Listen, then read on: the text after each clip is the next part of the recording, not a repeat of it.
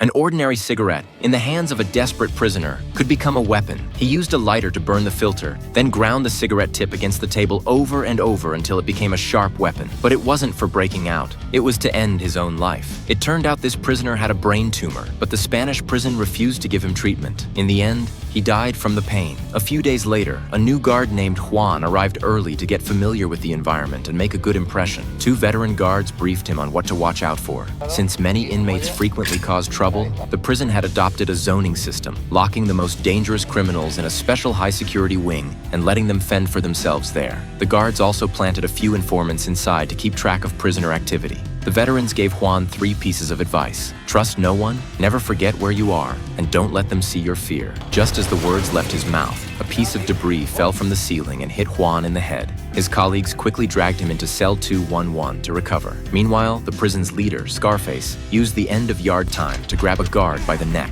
Taking advantage of the chaos, other prisoners were freed, and soon the entire facility descended into riots, smashing, burning, looting. Seeing that things were spiraling out of control, the 2 veteran guards abandoned Juan and fled. The warden, realizing the situation was out of hand, ordered all corridor gates sealed, completely forgetting that Juan was still lying inside cell 211. At that moment, a prisoner in a hat discovered him. Since 211 was supposed to be empty, he reported it to Scarface. Juan snapped back to his senses and saw through the crack in the door that the prisoners had taken over the prison. If they discovered he was a guard, he'd be dead. Taking advantage of the hat-wearing prisoner's absence, Juan flushed every piece of evidence of his guard identity down the toilet. When the man returned, Juan was taken to Scarface. Suspicious of this new face, Scarface asked what crime Juan had committed. Fighting to keep his fear hidden, Juan looked him in the eye and said he was in for first-degree murder and had just arrived that day. But Scarface, seeing Juan's soft hands and clean appearance, didn't believe him. He ordered him to strip in front of everyone, because inmates weren't allowed to wear underwear. Luckily,